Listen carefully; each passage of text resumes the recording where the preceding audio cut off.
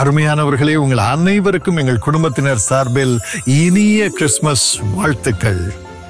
Christmas என்றாலே கொண்டாட்டம், ஆனந்தம், சந்தோஷம், மகிழ்ச்சி, குடும்ப பண்டிகை.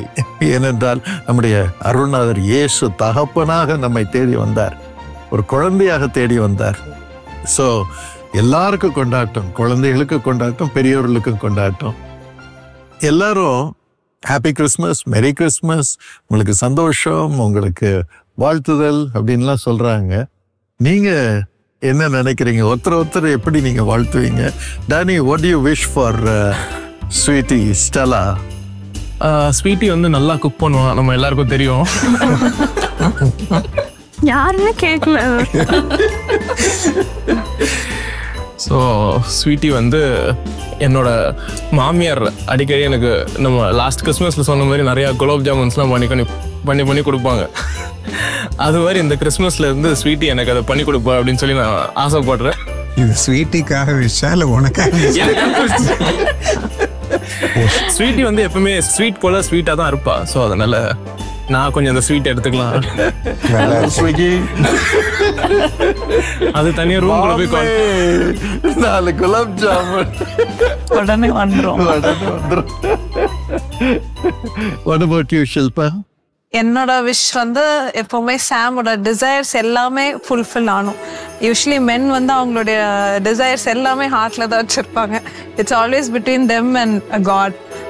கடவுளுக்கு தான் தெரியும் அவங்க என்னெல்லாம் ஆசைகள் வச்சிருக்காங்கன்ட்டு. அதே மாதிரி என்னெல்லாம் சின்ன சின்ன ஆசையா இருந்தா கூட should get fulfilled அப்படின்ட்டு தான் என்னோட டிசைர். வெற்றிகள், வாழ்த்துக்கள். கணவனுடைய பர்ஸ் நிறைஞ்சதுன்னா மனைவி செய்யப்படவில்லை. இப்பெல்லாம் தலைகீழாய் போச்சு.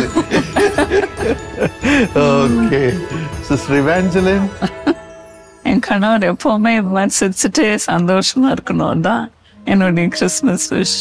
கணவர் சந்தோஷமா தான் மனைவி நிம்மதியா இருக்கலாம். ஆபீஸ்ல இருந்து வரும்போது எப்படி இருப்பாங்களோ, ஆண்டவரே காப்பாத்தோம். என்ன போல அமைதியான ஒரு கணவர் யாருக்கு கிடைக்க மாட்டாங்க. என் மனைவி தான் ஷாக் அப்சார்பர். நான் அவ்வளவு தூரம் இது அது இதுன்னு சொல்லுவேன். சாமர்பாங்க, கர்த்தருக்கு ஸ்தோத்திரம். எல்லா ஜபத்துல ஆண்டவரே என் கணவனுக்கு சமாதானம் தாரும், நீர் செய்த நன்மைகளுக்காக ஸ்தோத்திரம் அப்படின்னு சொல்லி எல்லாம் நியூட்ரலைஸ் ஆயிரும். அதுக்கப்புறம் ஜெபம் பண்ண உடனே. ஓகே, வாட் அபௌட் யூ சாம்? ரொம்ப ஷில்பா கஷ்டப்பட்டு ரொம்ப படிச்சுட்டே இருக்கிற மாதிரி இருக்கு. 2 years ஆயிருக்கு அவளுடைய சர்ஜரி படிப்பு. ஆசை போல நல்லா படிச்சு முடிச்சிடணும் அப்படின்ட்டு தான். சீக்கிரமா முடிஞ்சுட்டா நல்லா இருக்கும். எப்படியாவது இன்னும் 1 வருஷம் இருக்கு. ஸோ அதில் தான் நிறைய மிஸ் பண்ணுறோம். ஷில்பாவையும் மீட்டிங்ஸில் வர முடியல, ஷூட்டிங்கில் வர முடியல. இருந்தாலும் எப்படியாவது டைம் நல்ல கிடைக்கும் போது வந்துடுறா. பட் நல்லபடியாக முடியணும் அப்படின்றது தான் என்னுடைய விஷயம். லவ் ப்ரோக்ராம் நல்ல பயங்கரமா வருது. So many people love it.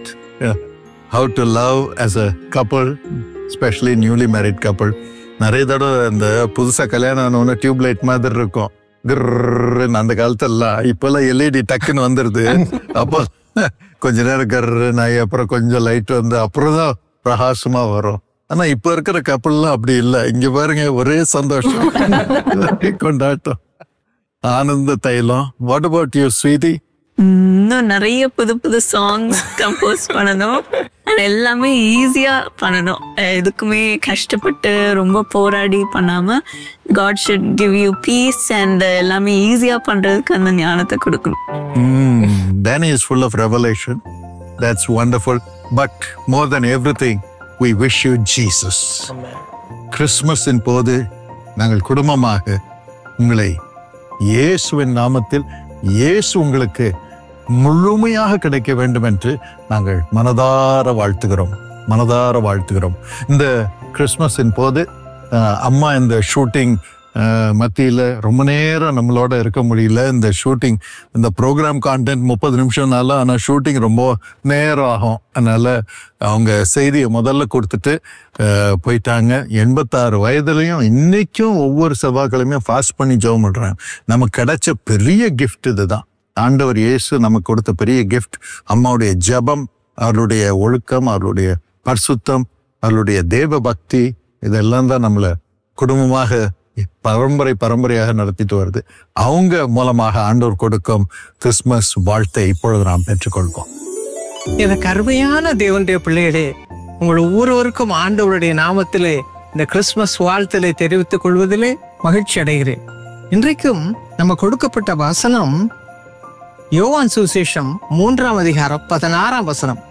தேவன் தம்முடைய ஒரே பேரான குமாரனை விசுவாசிக்கிறவன் எவனோ அவன் கெட்டு போகாமல் நித்திய ஜீவனை அடையும்படிக்கு அவரை தந்தருளி இவ்வளவாய் உலகத்தில் அன்பு கூர்ந்தார். என்ன அருமையான வசனம் இல்லையா? ஆண்டவர் தன்னையே அர்ப்பணித்தார். அதான் பாருங்க, அப்போஸ்தலர் 9ஆம் அதிகாரத்துல சவுல் பவுலாக மாறுகிறான். ரோமர் 9:23 படி கேட்டின் புத்திரன். ஆனால் ஆண்டவர் அவனை போய் அன்போடு பேசுகிறான். சவுலே, எவ்வளவு நாள் என்னை துன்பப்படுத்த போகிறாய்? அந்த வார்த்தை, அந்த அன்பு வெளிப்பட்ட பொழுது அவன் தலைகீழாய் பவுலாக மாறுகிறான். என்ன ஆச்சரியம் பாருங்க, கேட்டின் புத்திரன் கிருபா பாத்திரமாக மாறிவிட்டாராம். இதுதான் கிறிஸ்துமஸ். ஆண்டவர் பாருங்க சிலுவையில அடிக்கப்பட்ட, அதுதான் நம்ம பார்க்கிறோம். கலாத்தியர் 2ஆம் அதிகாரம் 20ஆம் வசனத்துல அவன் தன்னுடைய அனுபவத்தை சொல்லுகிறான். சவுல் பவுலாகும் பொழுது அவன் சொல்லுகிறான், கிறிஸ்துவோடு கூட நான் சிலுவையில் அறையப்பட்டேன், ஆயினும் பிழைத்திருக்கிறேன். இதாங்க கிறிஸ்துமஸ். கிறிஸ்து நமக்குள்ளே வந்து நம்ம உயிர்ப்பிக்கப்பட்ட புது பாத்திரங்களாக நம்ம அர்ப்பணிக்கும் பொழுது கர்த்தருடைய ரத்தம் நம்மை சுத்திகரிக்கிறது.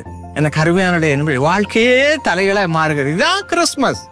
வெளிப்படையான அலங்காரங்களோ அல்லது வேற எந்த காரியமோ முதன்மையானதல்ல. நம் உள்ளம் இயேசுவால் நிரப்பப்பட்டிருக்கு. கிறிஸ்து நமக்குள்ளே பிறந்திருக்கிற ஒரு தெய்வீக அனுபவம். அவன் கெட்டவனா இருந்தான், கேடு கெட்டவனா இருந்தான். ஆனால் எப்படி மாறினான்? அவன் கிருபா பாத்திரம்.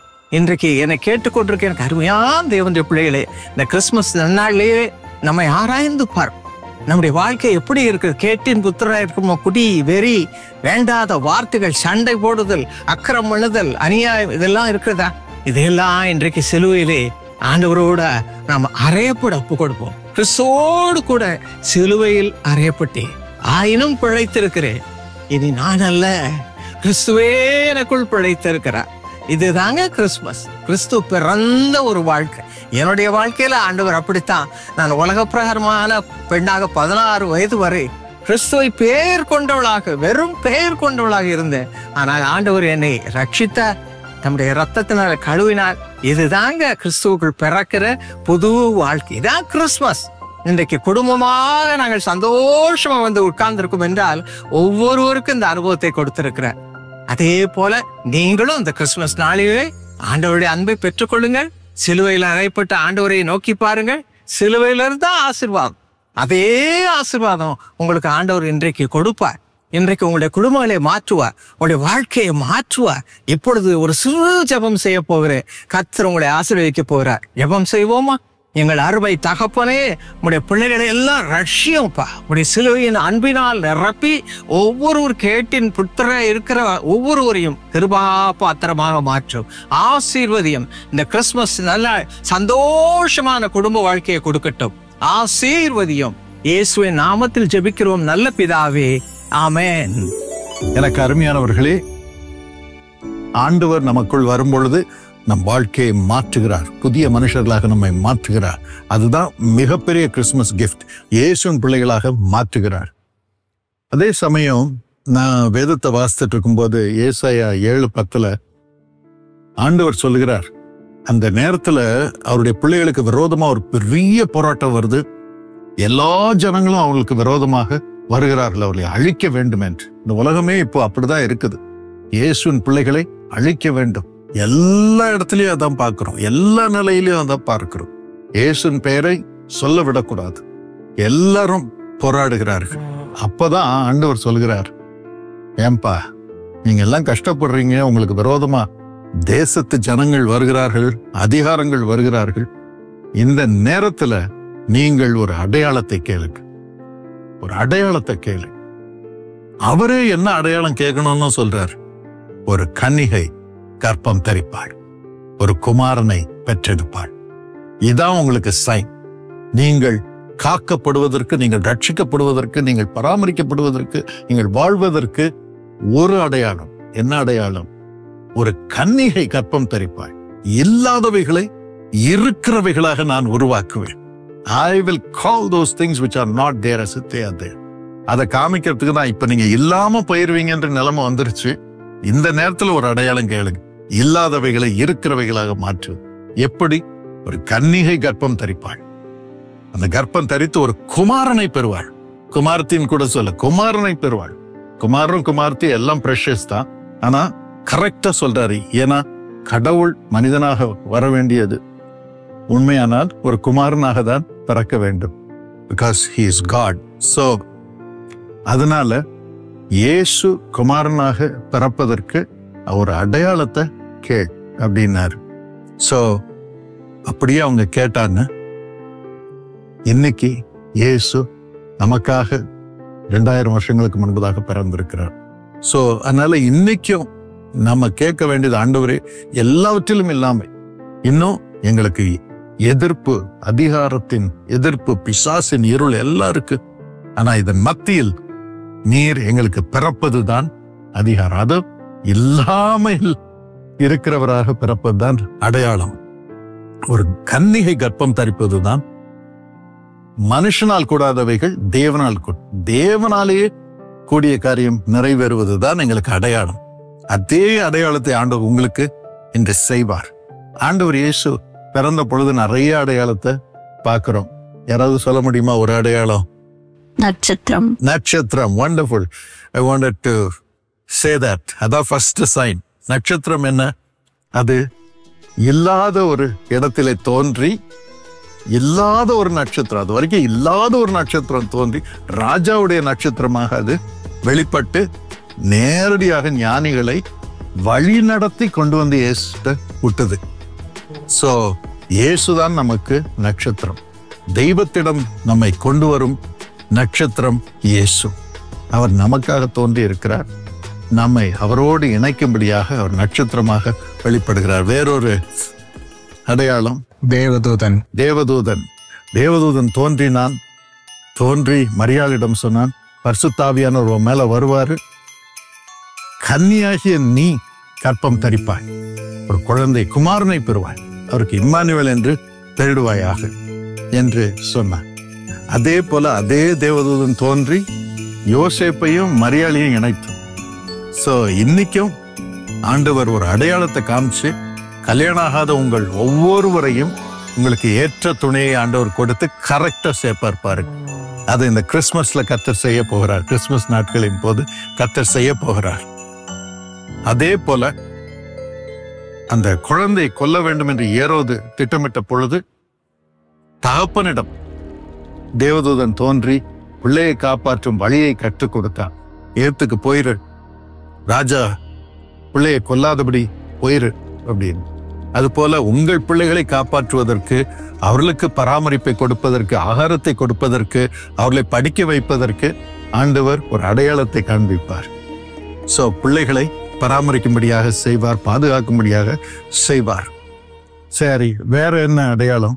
தேவதூதர் மூலமா வெளிச்சம் வந்தது. தேவதூதன் வந்தப்போ ஒரு பெரிய வெளிச்சம் வந்தது, லைட். அதே ஒரு அடையாளம். இருளில் இருக்கும் ஜனங்கள் பெரிய வெளிச்சத்தை கண்டார். Jesus is the light to the world. அவர்தான் வெளிச்சம். எல்லா இருளையும் நீக்கத்தக்கதான ஒரு அடையாளம் நமக்காக வந்தார். ஆகவே இந்த அடையாளங்கள் எல்லாம் உங்க வாழ்க்கையில நிறைவேறும். இந்த கிறிஸ்துமஸ் தினத்தன்று நிறைவேறும். ஆகவே தைரியமாக இருங்கள், சந்தோஷமாக இந்த பாக்கியங்களுக்குள் பிரவேசியுங்கள்.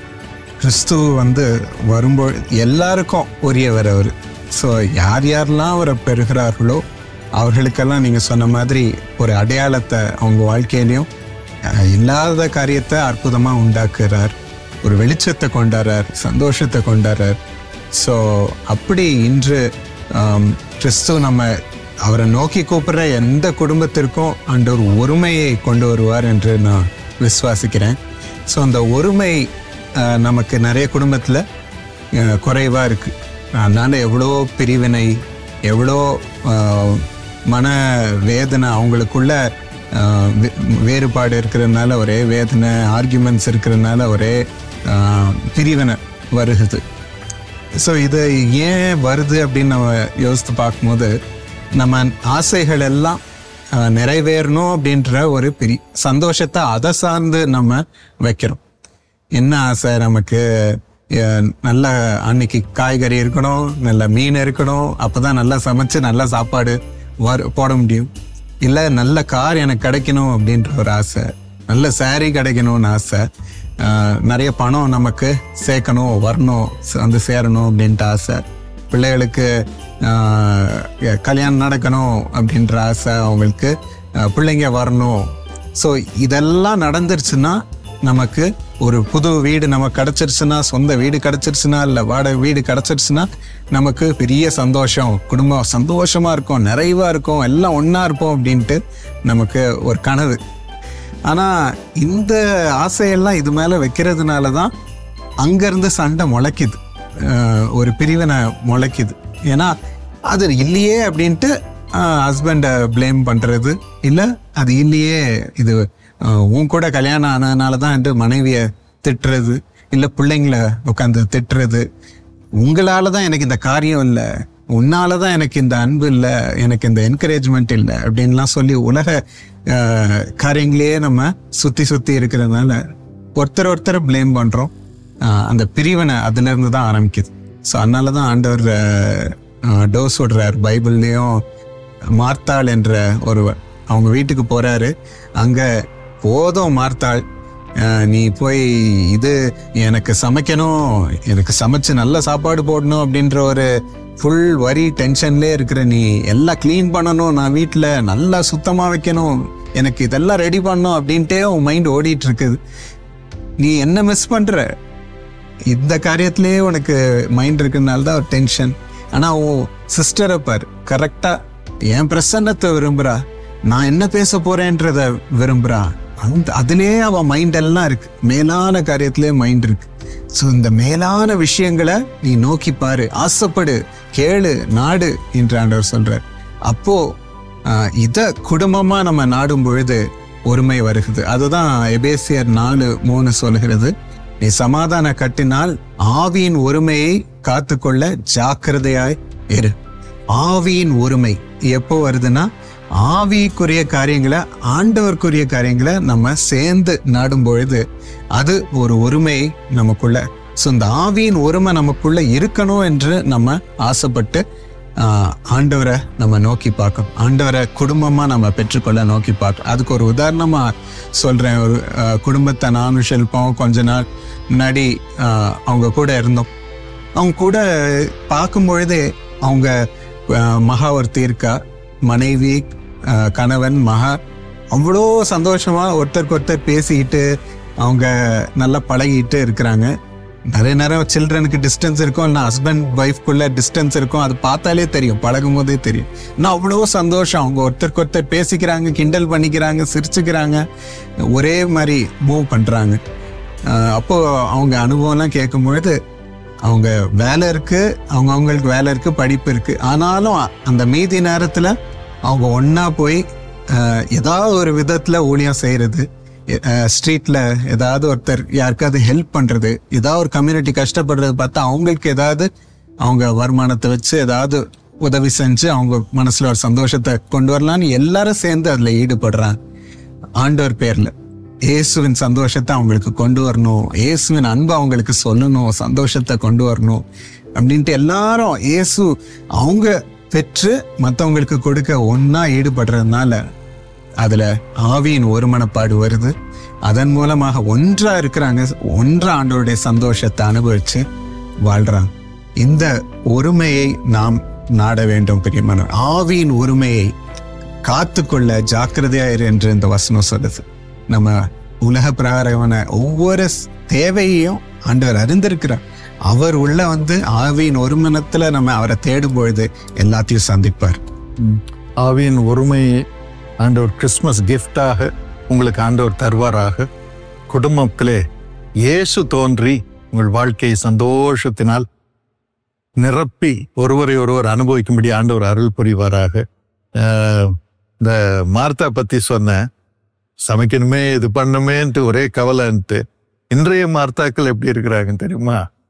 சில நேரம் வெளிநாட்டுக்கெல்லாம் போனாங்க, அந்த மாத்தா கால் மேல போட்டு கால் போட்டு ஹாப்பியா 1 மணி ஆகும். எங்க என்னப்பா இந்த அம்மா ஜாலியா இருக்கிறாங்க, ஒண்ணு கவலை இல்லாம எல்லாம் என் ஹஸ்பண்ட் பாத்துக்குவாரு. அவர் பிளேட் போடுவாரு, ஆம்லெட் போடுவாரு, எல்லாம் போடுவாரு. அனி ஒரு காஃபியும் கொண்டு வந்துருங்க. இங்க இருக்கிற சில மார்த்தா எல்லாம் ஸ்விக்கி இங்க இருக்கவங்க இல்ல, மத்தவங்க சொல்லுங்க. Okay Shilpa, are you Martha? Hoping to be marry. இந்த கிறிஸ்மஸ் டைம்லயும் நம்ம பார்க்கும்போது கிறிஸ்துவோட வெளிச்சம் நம்ம வாழ்க்கையில வரும்போது கர்த்தருடைய அன்பு நம்மளை நிரப்புகிறது. ஸோ அப்படி அன்பால நம்ம நிரம்பி இருக்கும் போது நம்மளுடைய ஃபேமிலி மெம்பர்ஸ்ட நம்ம அன்பு காமிக்கிறோம். நம்மளை துன்பப்படுத்துறவங்கள்ட்ட கூட நம்மளால அன்பு காமிக்க முடியுது. ஸோ இந்த கிறிஸ்மஸ் நம்ம அதுதான் ஆசைப்படணும். ஏசப்பா உங்களுடைய அன்பால என்னை நிரப்புங்க, உங்களுடைய fill me with your love அப்படின்ட்டு இருக்கும்போது நம்மளுடைய எதிரிகள் கூட நம்மளுடைய சிநேகர்கள் ஆகுறாங்க. Even our enemies become our friends. நம்ம அவ்வளோ சண்டை போட்டுட்டு இருப்போம், அவ்வளோ நம்மளை ஹர்ட் பண்ணியிருப்பாங்க. ஆனால் நம்ம அவங்கள we will be able to forgive them. கர்த்தரோட அன்பால நான் நிரம்பி இருக்கும் போது அவங்கள கூட நம்ம மன்னித்து நம்ம அவங்கள நேசிக்க ஆரம்பிப்போம். சில நாட்கள் முன்னாடி கூட வீட்டில் கேட்டிய ஸ்கூலுக்கு கிளப்பிட்டு இருக்கும் போது கேட்டி கொஞ்சம் லேட் ஆயிடுச்சிட்டா. ஸோ நான் அவசரப்பட்டுட்டே இருந்தேன். Katie go and get ready, go and have a bath அப்படின்ட்டு அவளை புஷ் பண்ணிகிட்டே இருந்தேன். அப்போது கேட்டி திடீர்னுட்டு அவளுக்கு ரொம்ப கஷ்டமாயிடுச்சு. ஏன் மாமா இப்படி பண்ணுறீங்க, போங்க எனக்கு ரொம்ப கஷ்டமா இருக்கு, நான் இப்படி பண்ண மாட்டேன். வந்து மம்மி ரொம்ப ஸ்ட்ரிக்டா இருக்காங்க.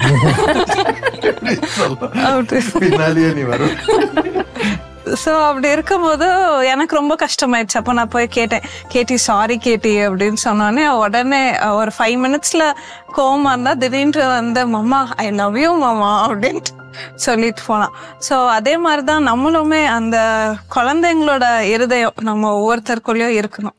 குழந்தைங்களால தான் அவ்வளோ ஈஸியாக மன்னிக்க முடியும், அவ்வளோ ஈஸியாக ஈவன் இஃப் யூ ஹர்ட் தம், நம்ம அவங்கள துன்பப்படுத்தினா கூட ஒரு 5 நிமிஷத்துல எல்லாத்தையும் மறந்துட்டு திருப்பி வந்து ஐ லவ் யூ மாமா அப்படின்னு சொல்ல முடியும். ஸோ அதே மாதிரி இந்த கிறிஸ்மஸுமே நிறைய ஃபேமிலிஸை நம்ம பார்க்குறோம். அந்த எனிமீஸ் வந்து ஃபேமிலிஸ்குள்ளே இருக்காங்க. அவங்களுடைய ஸ்பௌசஸாக இருக்கலாம், அவங்களுடைய இன்லாஸாக இருக்கலாம், அவங்களுடைய இன்னும் கூட பிறந்த பிரதர் சிஸ்டர்ஸாக கூட இருக்கலாம். ஸோ அப்படியே எனிமீஸாக இருந்து ஒருத்தர் சண்டை போட்டுட்டு இருக்கலாம்.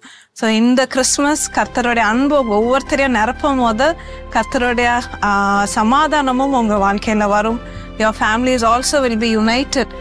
கிறிஸ்மஸ்னாலே சண்டே அப்படின்னு நீங்கள் நினைக்காம இந்த கிறிஸ்மஸ் நாங்கள் சந்தோஷமா ஃபேமிலியா நாங்க கொண்டாடுவோம் அப்படின்னு நீங்க நினைங்க. கண்டிப்பா கர்த்தர் உங்களை ஆசீர்வதிப்பார். கர்த்தர் அப்படி அவங்க குடும்பத்துல சமாதானத்தை கொடுக்கணும்னு எல்லாரும் ஒண்ணா இருந்தோம் இந்த கிறிஸ்மஸ். எல்லாரும் சேர்ந்து ஜெபம் பண்ணலாம். ஏசப்பா இந்த நேரத்துக்காக நன்றி சுவாமி.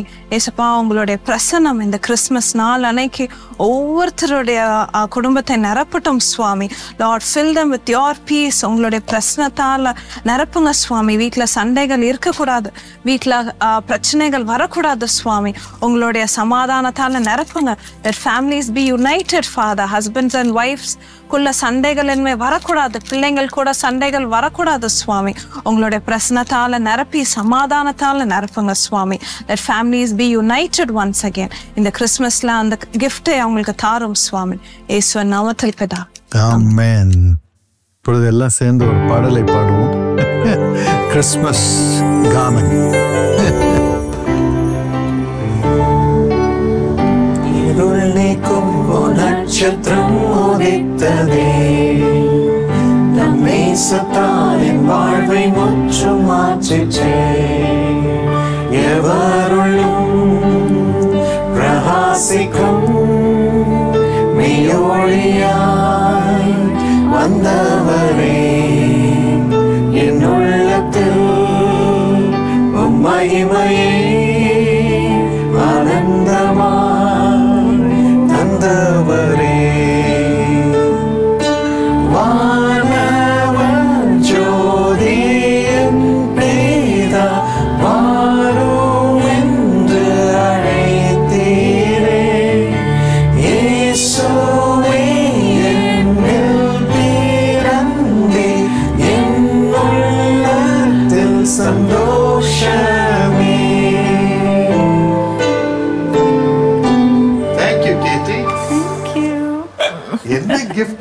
கொடுத்திருக்கா. Wonderful. What a joy it is to praise the Lord this Christmas. Danny, இந்த கிறிஸ்மஸ்லயும் வந்து ஆண்டவர் வந்து அநேக குடும்பத்துக்கு வந்து அவரோட சமாதானத்தை தந்து நிரப்பணும் அப்படின்னு சொல்லி நான் ஆசைப்படுறேன். ஸோ ஆண்டவரும் அதுக்காக தான் அவர் இந்த உலகத்துக்கு வந்தார். அவருடைய நாமத்தையே நம்ம பார்க்கும் போது சமாதான பிரபு அப்படின்ற ஒரு நாமத்தோட வந்தார். அவருடைய சீஷருக்கு வாக்கு பண்ணினது போல அவரே சமாதானத்தை தருகிற தேவனாக இருந்தார். அண்ட் என்னுடைய சமாதானத்தை உங்ககிட்ட நான் விட்டு செல்றேன், என் சமாதானம் உனக்கு போதும் அப்படின்னு சொல்லி ஆண்டவர் சொன்னார். ஸோ இதெல்லாம் சொல்லும் போது எனக்கு ஒரு கதை ஒன்று ஞாபகம் வருது. ஸோ இப்படி ஒருத்தர் இருந்தார். அவர் ஒரு டாக்டர் கிட்ட போனார். டாக்டர் கிட்ட போயிட்டு, டாக்டர் எனக்கு வந்து உடம்பெல்லாம் ஒரு மாதிரி இருக்கு, ரொம்ப ஒரு மாதிரி ஸ்ட்ரெஸ்டாகவே இருக்கிறேன் எனக்கு, ஆனால் எனக்கு ஒரு மாதிரி சந்தோஷமே இல்லை, என் லைஃப்பில் ஒரு ஹாப்பினஸ்ஸே இல்லை, என் உடம்பு கொஞ்சம் செக் பண்ணி பாருங்க, ஒரு எக்ஸாமினேஷன் பண்ணி பார்க்கணும் அப்படின்னு சொல்லி அதே மாதிரி டாக்டர் ஒரு நாள் அப்பாயின்மெண்ட் கொடுக்குறாரு. ஸோ ஃபுல் பாடி செக்அப் அவர் எடுக்கிறாரு.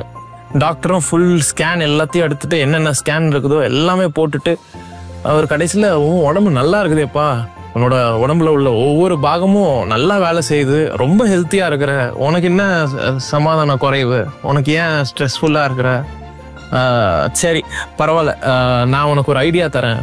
இந்த மாதிரி நம்ம இந்த வீக்கெண்டில் வந்து நம்ம ஏரியாவில் வந்து இந்த சர்க்கஸ் ஒன்று நடக்க போகுது, அங்கே ஒரு கிளவுன் ஒருத்தர் இருப்பார், அங்கே போனோன்னா ஆயிரக்கணக்கான ஜனங்கள் வந்து அதை பார்ப்பாங்க, அவன் ஒரே ஆளாக நின்று அத்தனை பேரையும் சிரிக்க வைப்பான்.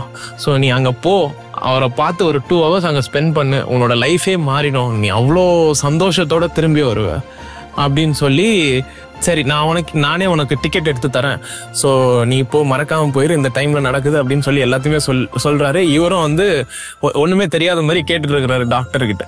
எல்லாத்தையும் சொல்லிட்டோன்னே இப்போ உன்னோட டிக்கெட் புக் ஆயிடுச்சு, உங்கள் ஃபோனுக்கு அனுப்பிச்சிட்டேன், பார்த்துக்கோ அப்படின்னு சொல்கிறாரு.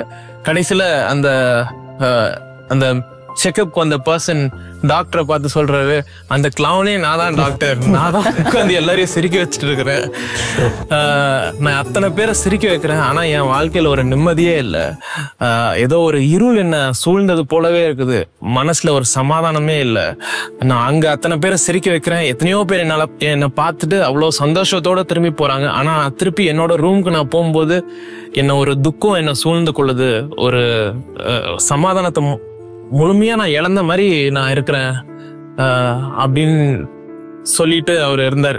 ஸோ இது போலதான் நிறைய பேர் நம்மளோட லைஃப்பையும் வந்து நம்ம மற்றவங்க முன்னாடி பயங்கரமா சிரிச்சுட்டு அப்படியே நம்ம தான் உலகத்திலேயே ஹாப்பியா இருக்கிற பர்சன் மாதிரி காமிச்சுப்போம். பட் உள்ளுக்குள்ள போய் பார்க்கும்போது, நம்மளோட இன்னர் ஹார்ட்ல பார்க்கும்போது எவ்வளோ வேதனை, எத்தனையோ மன துக்கத்தோட நம்மளோட லைஃப்பை ரன் பண்ணிட்டு இருக்கிறோம்.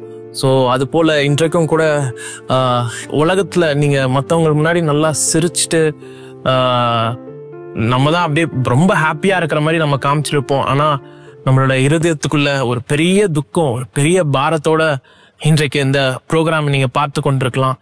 இதை பார்த்து கொண்டிருக்கும் போதே ஆண்டவர் அவருடைய சமாதானத்தினால் உங்களை நிரப்பி கொண்டு இருக்கிறார். ஸோ நீங்க பயப்படவே தேவையில்லை. நீங்க அவரை நோக்கி கூப்பிடும்போது அவர் உங்களுக்கு செவி கொடுக்கிற தேவனா இருக்கிறார்.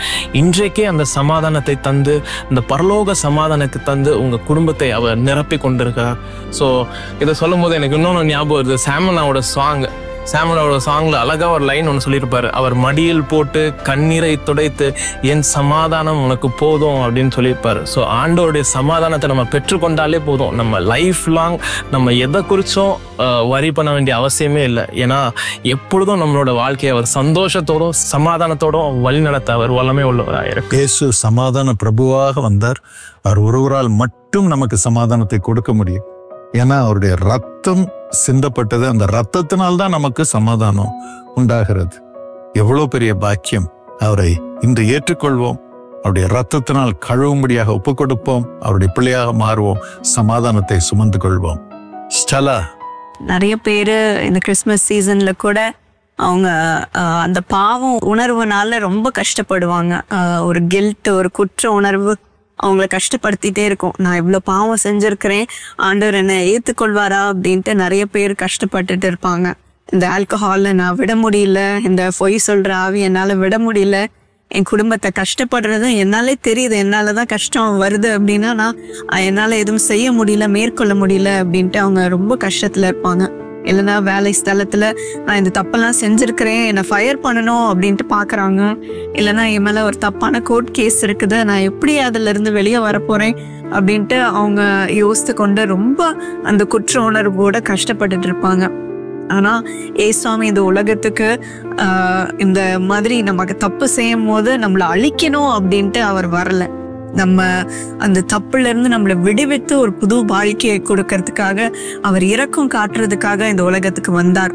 அதே போலதான் நம்ம வேதத்துல படிக்கும் போது ஏசுவாமி இந்த உலகத்துல இருக்கும் போது ஒரு விபச்சாரி எல்லாரும் அவளை சுத்தி நீ பாவம் செஞ்சிருக்கிற, உன்னை கல்ல தூக்கி போட்டு கொலை செய்ய வேண்டும் அப்படின்ட்டு நிறைய பேர் அவளை சுத்தி நின்று ரெடியா இருந்தாங்க அவளை கொலை செய்யறதுக்கு. ஆனா இயேசு அவளிடத்தில் போய் அந்த மக்களை பார்த்து, உங்களில் ஒருவர் பாவம் செய்யாமல் இருந்தீங்கன்னா நீங்க ஃபர்ஸ்ட் அந்த ஸ்டோனை தூக்கி போடுங்க அப்படின்ட்டு ஆண்டவர் சொல்லும் போது எல்லாரும் அந்த ஸ்டோனை கீழே தூக்கி போட்டு போயிட்டாங்க. ஆண்டவர் அவளிடத்தில் வந்து நீ பாவம் செய்யாதே, நீ போ அப்படின்ட்டு ஆண்டவர் சொன்னார். ஒரு புதிய வாழ்க்கை அந்த பெண்ணுக்கு கிடைத்தது. அந்த நேரத்துல இருந்து அவ ஒரு பாவி, அவ இவ்வளவு நாள் பாவம் செஞ்சிருக்கிறா அப்படின்ட்டு இல்லாம அவளுக்கு ஒரு புதிய ஸ்டார்ட் கிடைச்சு ஒரு புதிய வாழ்க்கைக்குள் பிரவேசித்தா. எல்லாத்தையும் விட்டு விட்டு இயேசு அக்செப்ட் பண்ணி அவ ஒரு புது வாழ்க்கையை ஸ்டார்ட் பண்ணிருக்கிறா. அதே போலதான் ஆண்டவர் உங்களுக்கும் ஒரு புதிய ஸ்டார்ட்டை கொடுக்கணும் அப்படின்ட்டு விரும்புறார். இன்றைக்கு உங்க மேல் அவருடைய இரக்கத்தை காண்பிக்கிறார். எல்லா பாவத்தையும் இன்றைக்கு விட்டு விட்டு ஆண்டவரோட இந்த புதிய வாழ்க்கையை நம்ம வாழ இன்றைக்கு முயற்சி செய்வோம். ஆண்டவர் உங்களுக்கு இந்த புதிய வழியை காண்பிப்பார், ஒரு புதிய ஆரம்பத்தை தருவார். அழகா சொன்ன. ஒருத்தர் அந்த தவறை செஞ்சிட்டதுனால நம்ம செஞ்சிட்டோமே என்ற குற்ற உணர்வுல அவங்க பாரப்படுறாங்க, வேதனைப்படுறாங்க. அதோட கூட நான் செஞ்ச இந்த குற்றத்தினால என் பிள்ளைங்க பாடுபடுறாங்களே, அவங்க அப்பாவிங்க, என் மனைவி பாடுபடுறாள், இல்லைன்னா என் கணவர் பாடுபடுறாரு அப்படின்னு அந்த துக்கம் வேற அவங்கள வாட்டுது. என் நிமித்தம் எல்லாருக்கும் பாடு, என் டிபார்ட்மெண்ட்டுக்கு பாடுன்னு அழுகிறாங்க. ஸோ அப்படி நிறைய பேர் அழுதுட்டு இருக்க கூட அவங்கள ஆண்டவர் விடுதலை செய்யணும்ட்டு ஒரு வினாடி ஜெபம் பண்ணு. ஏசப்பா, இந்த குற்ற உணர்வு என்னை வாட்டுகிறது என்று சொல்லுகிற ஒவ்வொருவரையும் நீ பாரும் சுவாமி. நான் இவ்வளவு பாவம் செஞ்சிருக்கிறேன், என்னால நிறைய பேர் கஷ்டப்பட்டுட்டு இருக்கிறாங்க, இந்த பாவத்தை என்னிடத்துல இருந்து எடுத்து போடும் சுவாமி, உங்களுடைய ரத்தத்தினால் கழுவும் அப்பா என்று கேட்கிற ஒவ்வொருவரையும் இப்பொழுது நீ பாரும் அப்பா. அவர்களை முற்றிலும் கழுவும் சுவாமி.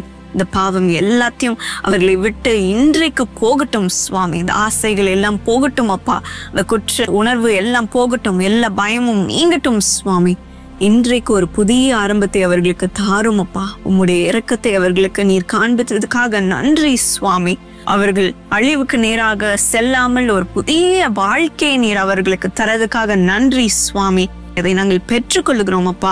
ஒவ்வொரு நாளும் நீரே வழி நடத்தும் அப்பா. எல்லாவற்றிலும் அவர்கள் வெற்றியை காண உதவி செய்யும், எல்லாத்திலையும் விடுதலை காண உதவி செய்யும் சுவாமி.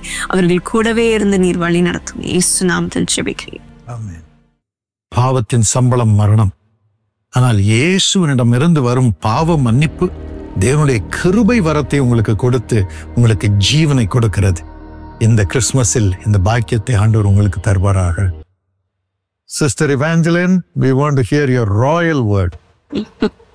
எனக்கு அருமையானவர்களே, இயேசு யோவான் 15:11 சொல்லுகிறார், என்னுடைய சந்தோஷம் உங்களில் நிலைத்திருக்கும்படிக்கும் அது நிறைவா இருக்கும்படிக்கு நான் விரும்புகிறேன் என்று சொல்லுகிறார். ஆம் பிரியமானவர்களே, இந்த கிறிஸ்துமஸ் தினத்தை நீங்கள் சந்தோஷமாக கொண்டாடுவீர்கள். ஆண்டவருடைய சந்தோஷத்தினால் நிரம்பி கொண்டாடுவீர்கள். நீங்க கூட இப்போ நினைச்சிட்டு இருக்கலாம், நான் முதல்ல சந்தோஷமா இருந்தேன், ஆனா இப்போ என்னுடைய வாழ்க்கையிலும் என்னுடைய குடும்ப வாழ்க்கையிலும் சந்தோஷத்தை நாங்க இழந்துட்டோமே என்று கூட நீங்க நினைத்து கொண்டு இந்த நிகழ்ச்சியை பார்த்து கொண்டிருக்கலாம். இல்லை பிரியமானவர்களே, நாங்கள் அதற்காகவே தினகரன் ஃபேமிலியாக உங்களுக்காக ஜெபிக்க வந்திருக்கிறோம். கர்த்தர் உங்களுக்கு சந்தோஷத்தை நிறைவாய் கொடுப்பாராக. அப்படித்தான் யோவான் சொல்லுகிறான். யோவான் 3:29 ஒரு தோழன் மணவாளனுடைய சத்தத்தை கேட்கும்போது அவ்வளோ சந்தோஷப்படுகிறானா. அது மாதிரிதான் யோவான் சொல்லுகிறான், இயேசுவனுடைய சத்தத்தை நான் கேட்டுட்டேன், எனக்கு சந்தோஷம் சம்பூர்ணமா இருக்கிறது என்று சொல்லுகிறான். உண்மையான சந்தோஷம் இயேசு நமக்குள்ள இருக்கும்போது தான் வருகிறது. இயேசு நம்மோட பேசும்போது, அவர் நமக்கு வெளிப்பாடுகளை கொடுக்கும்போது சந்தோஷம் வருது. அப்படித்தான் உங்க தாத்தா அப்பா 2008 மரித்த பிறகு அப்பா இல்லையே நம்ம நினைத்தோம். ஆனா அதன் பிறகு ஆண்டவர் நமக்கு குடும்பத்திலயும் சரி ஊழியத்திலயும் சரி ரெவலேஷன்ஸை கொடுத்து கொண்டே இருந்தார். விசேஷமா நீங்க ஒரு நாள் சொன்னீங்க, நான் கனவுல ஒரு நாள் பார்த்தேன், அதுல ஏசாமி நடுவுல நிக்கிறாரு, நம்ம எல்லாம் சுத்தி சின்ன பிள்ளைங்க மாதிரி அவரை சுத்தி சுத்தி விளையாடிட்டு இருக்கிறோம், அவ்வளோ சந்தோஷம் என்று. நீங்க சொன்ன மாதிரியே தான் இப்போ நம்ம எல்லாம் சந்தோஷமாக ஆண்டவருக்குள்ள இருக்கிறோம். நிறைவான சந்தோஷம், நிறைவான சந்தோஷம். நமக்கு குடும்பம் இருக்கலாம், ஃப்ரெண்ட்ஸ் இருக்கலாம், இன்னும் நமக்கு நம்மோட ஊழியம் செய்யறவங்க நம்மோட நட்பா இருக்கலாம். ஆனா அவங்க நமக்கு சந்தோஷத்தை கொடுக்க அவங்க நினைக்கலாம். ஆனா அந்த சந்தோஷம் ஒரு சின்ன வாட்டர் டிராப் மாதிரி தான் இருக்கும். ஆனா ஆண்டவருக்குள்ள நம்ம இருக்கும்போது அந்த சந்தோஷம் நிறைவா இருக்கும், நிறைவா இருக்கும். அதனால நம்ம இந்த கிறிஸ்துமஸ் தினத்துல எதை பத்தியும் கவலைப்படாம ஆண்டவருக்குள்ள இருக்கிற அந்த சந்தோஷத்தினால நம்ம நிரம்பிக் கொள்வோம். அந்த சந்தோஷம் எப்படி வருது? பரிசுத்த ஆவியினால நம்ம நிரம்பும் போதுதான் அந்த சந்தோஷம் வருது. அது சொல்லி முடியாத சந்தோஷம். இன்னும் அது மகிமையினால் நிறைந்த சந்தோஷமா இருக்கிறது. வேதம் அதுதான் சொல்கிறது, நித்திய மகிழ்ச்சி உன் தலைமையில் இருக்கும் என்று. இந்த உலகத்துல மாத்திரம் இல்ல, அவரோடு என்னால நம்ம வாழும் பொழுது அந்த நித்திய மகிழ்ச்சி நமக்குள்ள இருக்குது. அந்த சந்தோஷத்தை ஆண்டவர் உங்களுக்கு கொடுப்பாராக. ஆண்டவரே, இந்த கிறிஸ்துமஸ் தினத்திலே இந்த நித்திய மகிழ்ச்சி மது பிள்ளைகளின் தலை மீது இறங்குவதாக, இறங்குவதாக. பரிசுத்த ஆவியின் சொல்லி முடியாத சந்தோஷம் நிரப்புவதாக, ஒவ்வொருவரையும் நிரப்புவதாக, குடும்பத்தை நிரப்புவதாக, அவர்கள் இருக்கிற இடங்கள் ஒவ்வொன்றையும் நிரப்புவதாக. இந்த சந்தோஷம் வழிந்தோடி அவர்களோடு கூட இருக்கிறவர்கள் மீதும் இறங்குவதாக, இறங்குவதாக. சந்தோஷமான கிறிஸ்துமஸை மது பிள்ளைகள் கொண்டாடுவார்களாக, இயேசுவின் நாமத்தில். உங்கள் துக்கம் சந்தோஷமாய் மாறும்.